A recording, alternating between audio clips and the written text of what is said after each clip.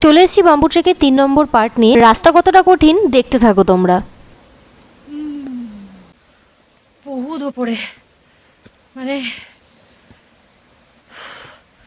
পুরো একটা বড় পাহাড়ের নিচ থেকে ওপরে কোনো মসৃণ রাস্তা নয়, শুধুই পাথর। টুপি খুলে ফেলেছি, চুল বেঁধে নিয়েছি, পুরো ঘেমে গেছে। একটা দোকান দেখতে পেলাম, একটু একটু বসে যাই, একটু রেস্টের দরকার। আবার বসার পর এবার আবার হাঁটা শুরু করলাম, কারণ তাড়াতাড়ি কমপ্লিট করতে হবে, করে আবার আমাদের নিচে নামতে হবে।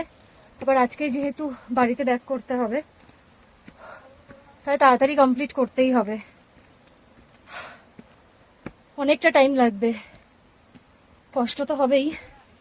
তোমাদেরকে দেখাচ্ছি কিরকম রাস্তা, এরকম পাহাড়ের এরকম ওপরে যেতে হবে। জানি না আমার ফোনে কতটা কি বোঝা যাচ্ছে, অ্যান্ড্রয়েড ফোন তো ভালো বোঝা যায় না, কিন্তু তাও আমি দেখানোর চেষ্টা করছি কতটা কি। চলো।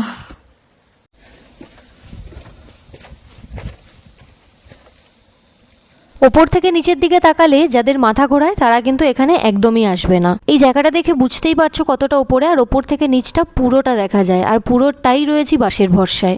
মেঘালয়ে এসেছিলাম শান্তি খুঁজতে, এখন শান্তি পাবো না স্বর্গের রাস্তা ধরবো বুঝতেই পারছি না। আমার পায়ের নিচটা দেখো, জাস্ট নিচেই মনে হচ্ছে যমরাজের পাড়া। ঠিক এই জায়গাটাতে এসে মনে হচ্ছে আমার জীবনটাই কয়েকটা বাসের ওপরে নির্ভরশীল। যদি তোমরা কেউ হাইট ফোবিয়া কাটাতে চাও তাহলে কিন্তু এই জায়গাটা আসতেই পারো। আমার সামনে কয়েকজনকে দেখেছি রীতিমতো তাদের পা কাঁপছে, কিন্তু তারপরেও তারা সাহস নিয়ে গিয়ে চলেছে। তো সামনেই একটা পাহাড় দেখতে পেয়েছি, আর দেখে মনে হলো যেন অবশেষে আমি পৌঁছেছি, আর দেখে একটা আমি লম্বা নিঃশ্বাস নিলাম। তো আমরা পৌঁছে গেছি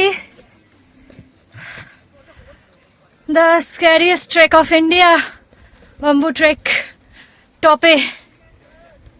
উফ,